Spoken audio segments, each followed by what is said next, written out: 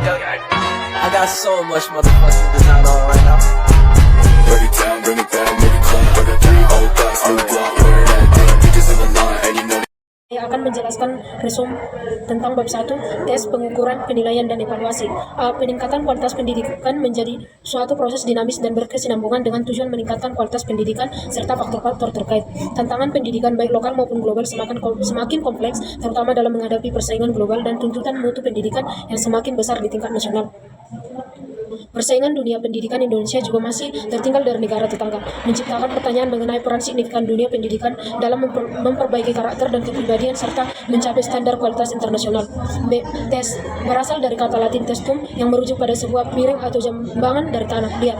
Istilah ini awalnya digunakan dalam psikologi, terbatas pada metode penyelidikan seseorang dengan memberikan tugas atau menyelesaikan masalah tertentu. Tes umumnya mencakup pertanyaan, statement, atau tugas untuk peserta didik atau kelompok peserta didik. C. Pengukuran alat yang bersifat kuantitatif untuk mendapatkan informasi. Menhurst dan Lahman tujuannya adalah membangun dasar-dasar pengembangan tes yang optimal, valid, dan reliable. Proses ini melibatkan model-model matematika yang secara berkesinambungan diakui kelayakannya melalui ilmu psikometri, menciptakan landasan untuk pengembangan tes yang lebih baik. D. Penilaian dalam konteksnya merupakan proses pengumpulan informasi untuk mengawasi kemajuan dan membuat keputusan pendidikan yang diperlukan. Penilaian adalah proses sistematis pengumpulan, analisis, dan interpretasi informasi atau data untuk menilai sejauh mana peserta didik mencapai tujuan pembelajaran.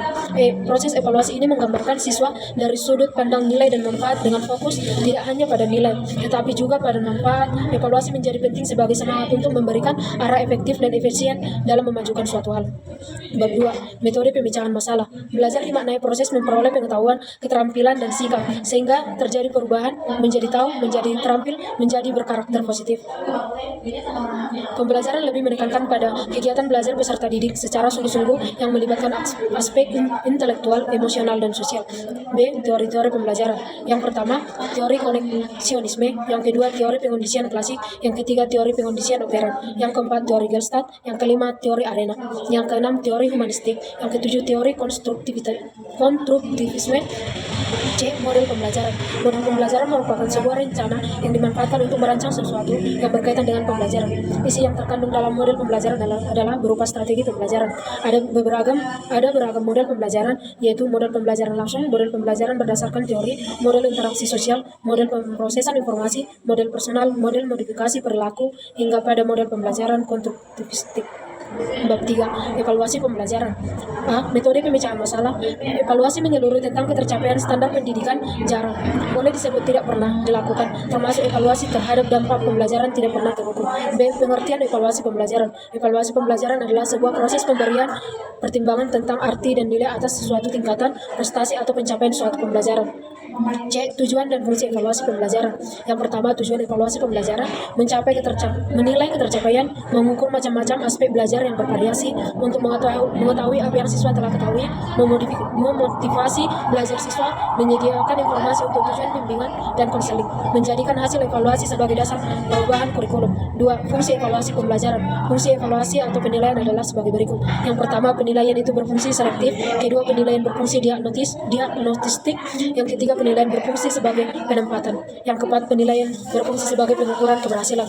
Ruang lingkup evaluasi pembelajaran. Ruang lingkup evaluasi sangatlah luas dan mencakup dari semua aspek dunia pendidikan. Yang pertama, evaluasi hasil belajar. Yang kedua, evaluasi peralatan seperti buku, media, dan alat-alat peragam. Yang ketiga, program pembelajaran atau kurikulum. Yang keempat, tujuan akan dicapai oleh kegiatan evaluasi tersebut. Objek dan subjek evaluasi pembelajaran. Yang pertama, objek evaluasi. A. Aspek kepribadian. Yang B. Aspek kemampuan. C. Aspek sikap. 2. Subjek evaluasi pembelajaran. Berbicara tentang evaluator atau orang melakukan evaluasi dengan aturan pembagian tugas. F. Prinsip-prinsip evaluasi pembelajaran. Bersifat terpadu, cara belajar siswa aktif, menyeluruh, dan tidak setengah-setengah.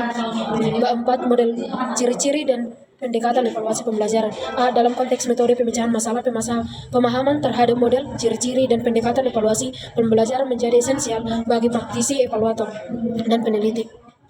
B. Model evaluasi kuantitatif berakar dari paradigma positisme lebih menekankan pada dimensi kurikulum sebagai hasil belajar dengan hasil belajar sebagai kriteria utama. Sebaliknya, evaluasi kualitatif berasal dari model evaluasi kurikulum menggunakan metodologi kualitatif dalam pengumpulan data dan evaluasi, serta menerapkan model studi kasus dalam proses evaluasi.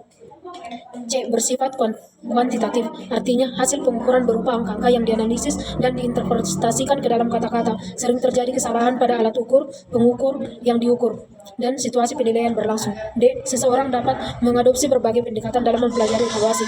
Dalam konteks komponen pembelajaran, ada pendekatan tradisional dan pendekatan sistem. Bab 5. Manajemen evaluasi pembelajaran.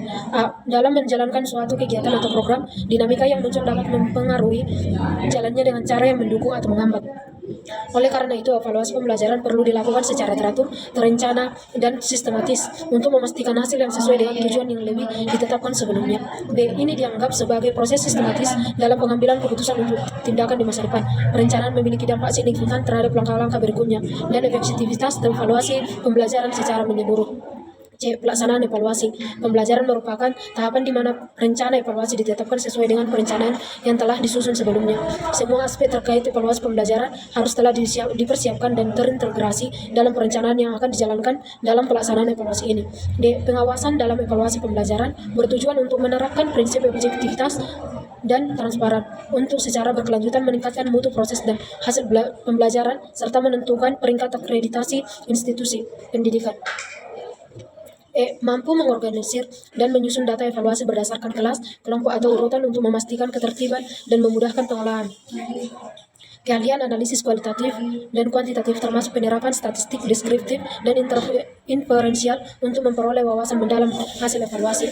F. Menyajikan hasil evaluasi tes anak didik melalui publikasi kepada pihak yang berkompeten sebagai bentuk tanggung jawab terkait pengembangan dalam program pembelajaran.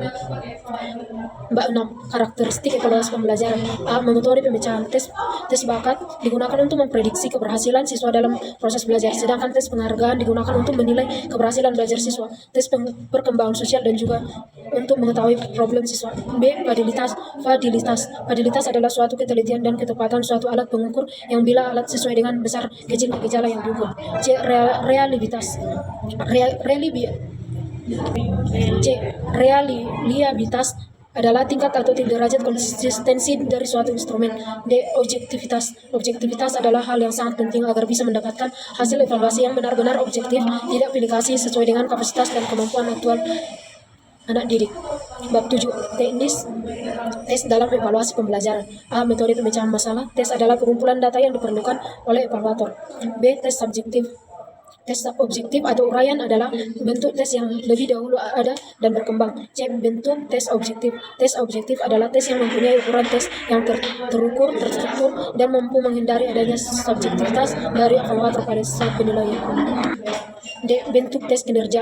Tes kinerja merupakan bentuk tes di mana peserta tes dituntut untuk mempraktikkan secara langsung persoalan yang dipertanyakan dalam bentuk perilaku.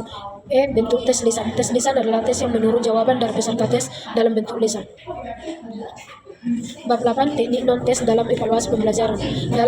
Dalam konteks pendidikan kontemporer yang menekankan pembentukan kompetensi, bentuk penilaian non-tes otentik seperti portofolio observasi memberikan peluang luas. Tes objektif tidak selalu relevan untuk mengukur kompetensi, sementara asesmen otentik seperti asesmen kinerja dan portofolio lebih tepat. B. Observasi merupakan proses pengamatan dan pencatatan sistematis, logis, objektif, dan rasional terhadap fenomena, baik dalam situasi nyata maupun situasi buatan dengan tujuan tertentu. Pedoman observasi digunakan sebagai alat dalam pelaksananya. Observasi tidak hanya terkait dengan kegiatan evaluasi, tetapi juga merupakan elemen penting dalam penelitian, khususnya dalam konteks penelitian kualitatif.